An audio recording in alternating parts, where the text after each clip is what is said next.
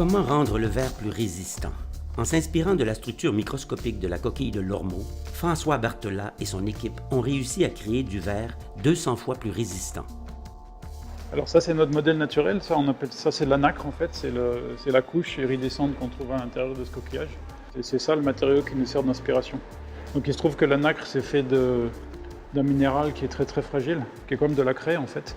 Mais la manière dont l'animal met ce minéral ensemble fait que le coquillage est quelque chose comme 3000 fois supérieur à la craie en tant que résistance à la fracture.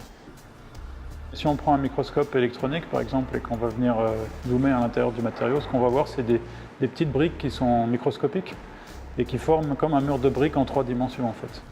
Faire un mur de briques à l'échelle microscopique c'est très difficile dans le laboratoire. C'est pas comme un mur de Lego, on peut prendre des blocs en Lego, on les fait à la main, on fait un mur de briques, ça marche bien. Mais il faut s'imaginer que le genre de défi qu'on a, c'est comment on va faire un mur de Lego avec des blocs de Lego qui sont microscopiques. Donc au lieu de partir de ces briques et d'essayer de choisir un mortier et puis de les mettre ensemble, on va prendre comme un gros bloc de matériaux et puis venir avec un laser et fabriquer ces lignes à l'intérieur du matériau qui vont en fait définir comme un mur de briques au bout du compte.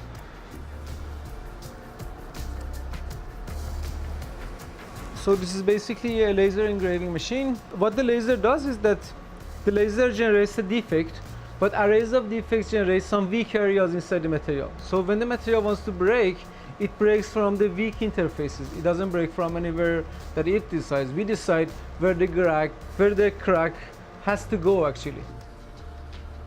Une fois qu'on a gagné ce pouvoir de guider les fissures à l'intérieur du matériau, on peut mettre les fissures dans des configurations où la propagation va devenir plus difficile. Donc c'est ça, on invite la fissure à suivre ses chemins à l'intérieur du matériau.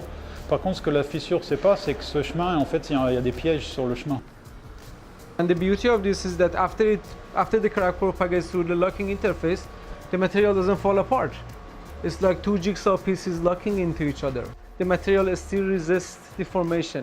Pour casser un morceau de verre qui a été traité de la manière qu'on a fait avec le laser, avec ces idées qu'on a prises de la nature, ça prend 200 fois plus d'énergie qu'un morceau de verre traditionnel. I think we are near to the next generation of glass materials which are bio-inspired and through laser engraving actually.